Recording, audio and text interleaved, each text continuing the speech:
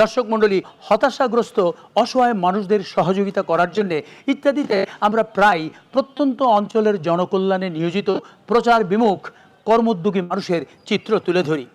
2011 সালের 29শে জুলাই প্রচারিত ইত্যাদিতে আমরা কুড়িগ্রামের তেমনই একজন কর্মোদ্যোগী যুবক আব্দুল কাদেরের উপর একটি প্রতিবেদন প্রচার করেছিলাম। দীর্ঘ 14 বছর পর কুড়িগ্রামে ইত্যাদি করতে এসে আমরা জানতে পেরেছি আব্দুল কাদেরের কাজ থেমে নেই, বরং যুক্ত হয়েছে জনকল্যাণমূলক নতুন নতুন কাজ।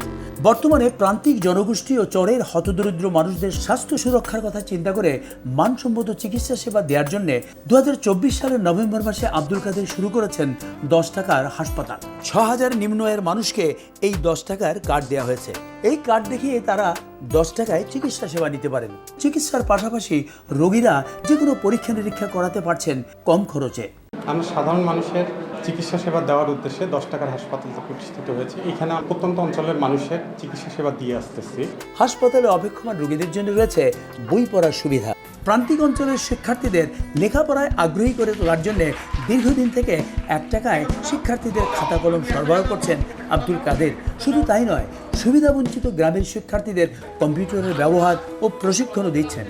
মাদক ও ধূমপানের বিরুদ্ধে যুব সমাজকে সচেতন করার জন্য বিভিন্ন এলাকায় ধূমপান মুক্ত পরিবার খুঁজে তাদের বাড়ির সামনে অভিনন্দন জানিয়ে পোস্টার টাঙিয়ে দেন। চরাঞ্চলের মানুষদের দাঁত পরিষ্কার করার জন্য বিনামূল্যে দিচ্ছেন টুথপেস্ট, টুথব্রাশ এবং সাবান। পাশাপাশি দাঁতের যত্ন সম্পর্কে তাদের সচেতনও করছেন।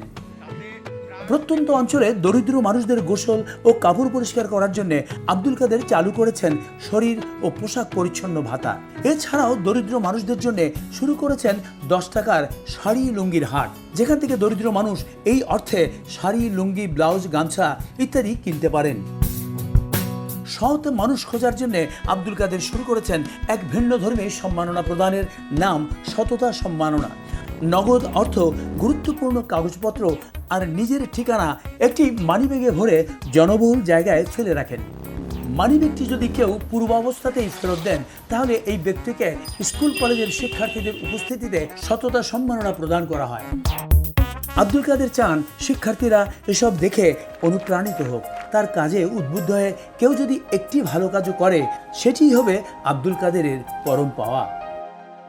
দর্শক মণ্ডলী, আমরা এবারে এই কর্মোদ্যোগী যুবক আব্দুল কাদের সঙ্গে কথা বলবো। আব্দুল কাদের, আমরা জানি যে আপনি আপনার বিবেকের তাড়নায় দায়বোধ থেকে মানব কল্যাণে এসব কাজ করছেন। এই কাজগুলো কি আপনি নিজে করছেন, না এগুলো করার জন্য আপনার কোনো সংগঠন রয়েছে? আমার মূলত একা তো এতগুলো কাজ করা সম্ভব না। আমার এই কাজগুলো করবার জন্য আমার নিজের গঠন করা একটি সংগঠন আছে, যার নাম হলো ফাইট আনটিল লাইট, যেটি ফুল নামে পরিচিত। অর্থাৎ আলোকিত না হওয়া পর্যন্ত আপনার লড়াই চলবেই। এই অ্যাওয়ার্ডের যুগে আপনিও মানুষকে পুরস্কৃত করছেন, তবে আপনার পুরস্কার একটু ব্যতিক্রমী, অর্থাৎ আপনি সততা সম্মাননা দিচ্ছেন। এ পর্যন্ত কজন সৎ মানুষের খোঁজ আপনি পেয়েছেন? স্পষ্টভাবে বলি, সৎ মানুষের বড়ই অভাব আর কি। এটি আমি এ যাবৎ ধরেন যে প্রায় 85টার মতন এরকমের মানি ব্যাগ ফেলাই দিয়েছি আর কি। এ যাবৎ আমি 6 জন মানুষকে, মানে 85 জনের মধ্যে 6 জন পেয়েছেন, বাকিরা তারা হয়তো অনেকে পায় নাই বা অনেকে হয় নাই, আমি খারাপ বলবো না আর কি। এসব কাজ করতে গেলে তো জনবলের সঙ্গে মনোবল লাগে এবং অর্থ বলও প্রয়োজন হয়। এই অর্থটা করতে আসে 11 সালে আমার এই স্বেচ্ছাসেবামূলক কাজগুলো এই ইত্যাদিতে দেখানো হয়।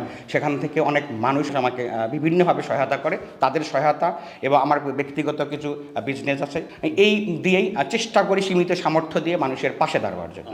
আমরা আপনার সর্বাঙ্গীন উন্নতি কামনা করছি, সফলতা কামনা করছি। আপনাকে অনেক ধন্যবাদ।